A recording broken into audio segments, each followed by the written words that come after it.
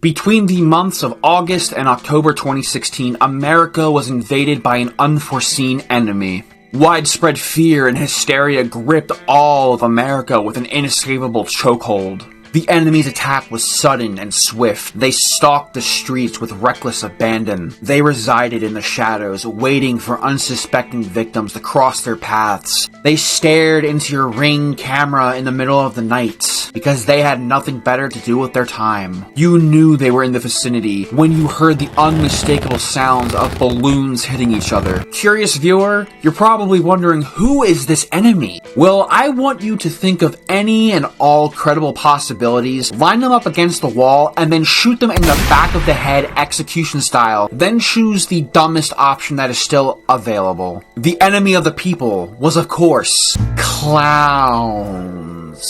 Not the fun alien kind with cotton candy guns. No, just creepy weirdos in costumes being creeps for no reason whatsoever. However, this raises a few curious questions that need to be answered immediately. Why were people dressing up as clowns to begin with? How did a bunch of costumed freaks manage to create fervorous pandemonium in such a short amount of time? Was it entirely sinister? And most importantly, what the fuck were we doing as a species? To answer all of these questions, well, you're gonna have to come with me and find out. But before we do, what's up dudes? My name is OK Kyle, and welcome to the Internet X-Files.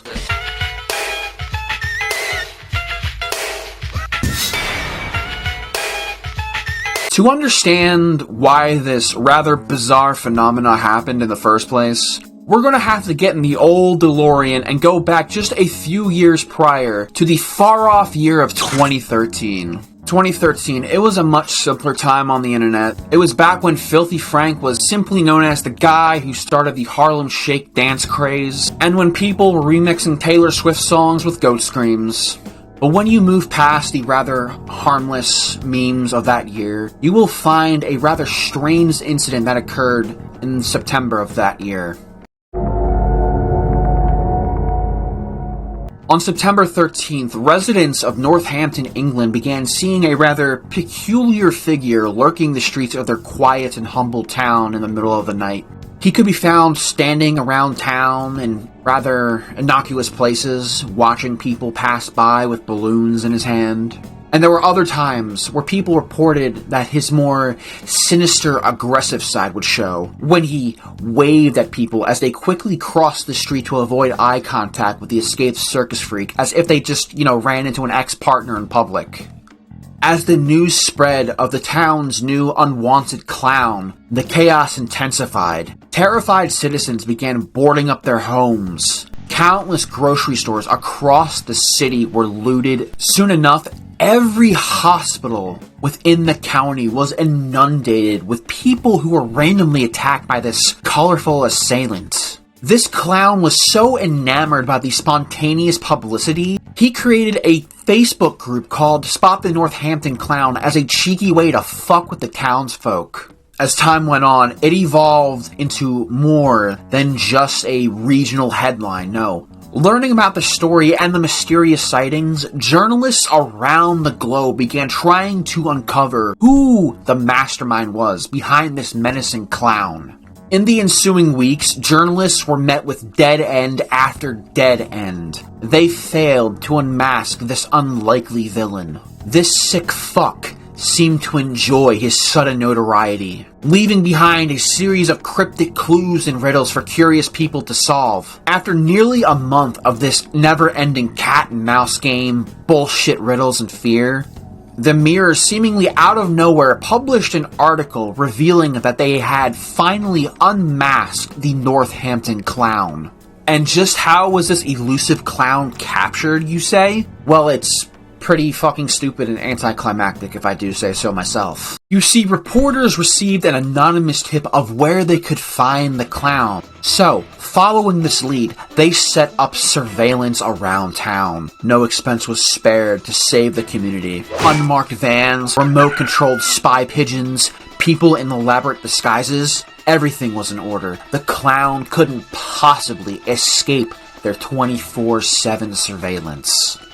Days passed, and then, suddenly, They spotted a young man enter an apartment dressed incognito, and then he stepped outside a mere few minutes later dressed as the clown. Like I said, it's fucking anticlimactic. This is like a hitman leaving behind his business card at the crime scene. Wow. Way to cover up your tracks and keep your identity hidden. And it was here where the journalist sprung into action, snapping countless photos of the young man who had terrorized Northampton for almost a month. And the clown's identity was revealed to be none other than a local university student and aspiring filmmaker named Alex Powell. And just like that, the mystery was finally solved. Alex's pasty face decorated newspapers everywhere in England. Northampton could finally breathe a sigh of relief, knowing that their streets were finally liberated from this unprecedented costume tyranny. There were also other reported sightings throughout Europe, but they were rather minuscule in comparison to the unparalleled bullshit frenzy that was about to sweep across America. On August 1st, 2016, the first reported sighting was documented in Green Bay, Wisconsin. At precisely 2 a.m., this clown pictured here was photographed wandering the lonesome streets, carrying a bundle of ominous black balloons. In just a mere few hours, these pictures were spread across Facebook, and this mysterious clown went more viral than a flu outbreak in a retirement community after a disease-ridden crotch demon visited their grandma and coughed profusely without covering their fucking mouth. Due to this clown's rather sullen demeanor, he was dubbed Gags, the Green Bay Clown. As the public's curiosity grew, so did the rather large question looming over this entire incident.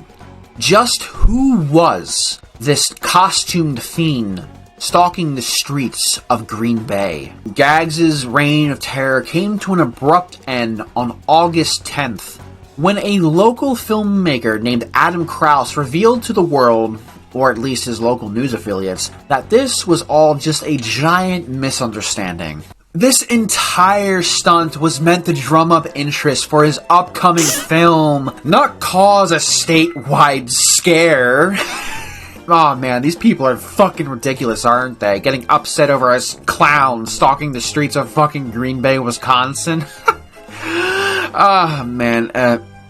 It's like having a film called The Euthanizer and you place posters for your movie outside of animal shelters, and you start attacking people in dog parks, threatening to put their beloved friends to sleep. But since the human race loves to constantly exceed my very minuscule expectations of the species and disappoint me every chance it gets, in the ensuing weeks, these incidents became more outrageous as time went on, gradually stoking the embers of stupidity into full-blown flames of chaos, creating the dumbest mass hysteria about clowns at the time, with a legion of imitators that would ultimately take this idea to the fucking extreme because that's how human beings work, I guess.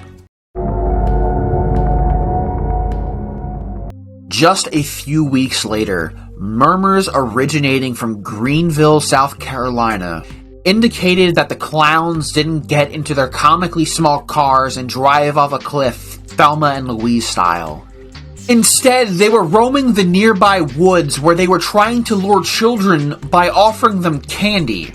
I honestly can't wait for the next Cambrian explosion. Gotta keep the fingers crossed. Positive thoughts only. Every day this species continues to breathe is another opportunity a meteor failed to take.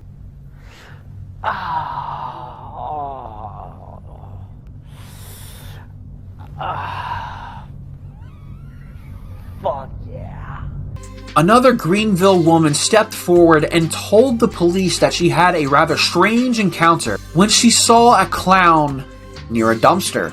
A trash clown. Maybe he was entertainment for a raccoon or a possum birthday party being held in that dumpster and she was jealous for not being invited. Who is this random nosy bitch to judge what a clown does near a dumpster? And it was from Greenville, South Carolina, where the clown sightings took a rather disturbing turn, eventually flooding the entire country, The clowns had finally taken over the circus. In Sterling Heights, Michigan, a 7-year-old boy was outside of his home playing alone one night when a clown stepped forth from the darkness and rushed him with a knife and attacked the kid for no reason whatsoever. In Henrico, Virginia, wherever the fuck that is, 2 teenage boys were arrested after they were found chasing children with clown masks.